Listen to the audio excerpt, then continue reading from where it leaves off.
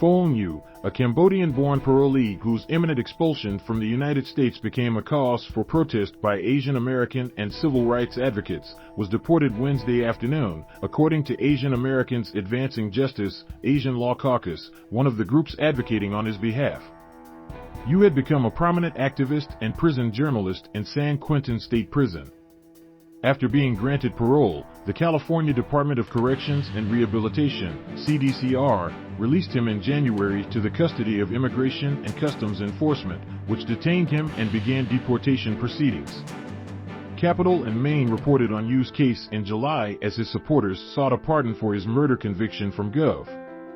Despite a determined defense and vigorous campaign spearheaded by advocates at Asian Americans Advancing Justice, Asian Law Caucus, and the Asian Prisoner Support Committee, efforts that included a rally attended by Yu's aged and wheelchair-bound parents, and the unanimous passage of a resolution from the Oakland City Council urging Newsom to pardon him, what Yu had called his small window of hope was shuttered. On Tuesday afternoon, without advance warning, which is standard practice, according to immigration rights advocates, Yu was removed from the Mesa Verde ICE processing center in Bakersfield.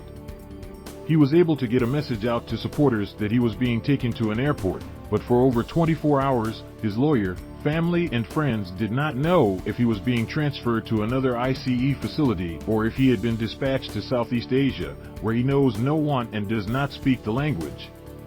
Cambodians fled after President Richard Nixon's secret and illegal bombings of Cambodia during the U.S. war in Vietnam, the Khmer Rouge genocide that caused the death of nearly 1 in 4 Cambodians in the late 1970s, and the displacement of millions more.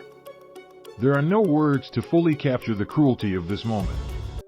Phoeun should be home with his family, not deported to a country he escaped as a child, said So-Young Lee, who represents Phoeun and is an immigrant rights attorney at the Asian Law Caucus. Amid the uncertainty, advocates continue to call Newsom's office asking for an 11th-hour act of mercy, not knowing that their colleague and friend was already en route. A reporter from Capital and Maine also called Newsom's communications department on Wednesday morning and, later in the day, submitted a request form online, seeking information about the status of a pardon, but did not receive a reply. Nonetheless, his supporters will fight for his return, saying in a news release issued by Asian Americans Advancing Justice, Asian Law Caucus, despite the deportation, Governor Newsom can still pardon Phoeun and reunite him with his family and community.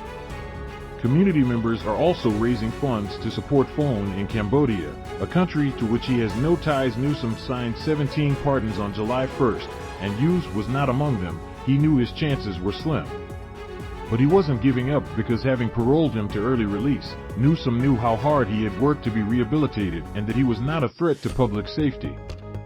Read more. California's San Quentin inmate study at First College behind bars. You also knew that the California State Senate will be deliberating upon AB 937, the Vision Act, which would prohibit CDCR from doing exactly what it did to him, and hope that fact and the close timing of the possible end of the practice would sway the governor to act in some way to rescue him from the trauma of deportation, if only as a stopgap measure until the legislature has its say.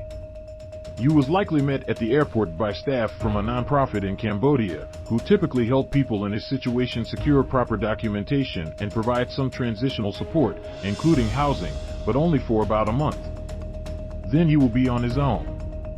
As part of his rehabilitation in the California prison system, Yu learned sheet metal work and automobile painting, skills he will lean on for employment if he gets the chance. In a July 18th telephone interview with Yu when he was still in ICE custody, he reflected on his possible fate. "It looks to me in all reality like the fight will continue, but without me," he said.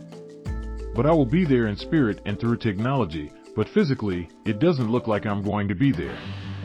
I'm going to have to fight from overseas. The fight has to continue on my behalf." He spoke of the mental challenge of balancing positive thoughts while waiting for the proverbial shoe to drop. On the one hand, the window of hope, it's still there, but it's very small. On the other hand, I'm saying to myself this is happening, and it's happening soon, and I have to prepare for it. But it's the unknown, so how do I prepare for that? There's all kind of stuff that's running through my head, and I'm just trying to figure things out, and try to network on the other side. am trying to put myself at ease and be ready for as much as possible. He expressed gratitude for not being physically unwell or suffering bodily pain. Am healthy, I'm really healthy, and part of me feels there could be a bigger picture out there for me in life. I want to choose to see it that way.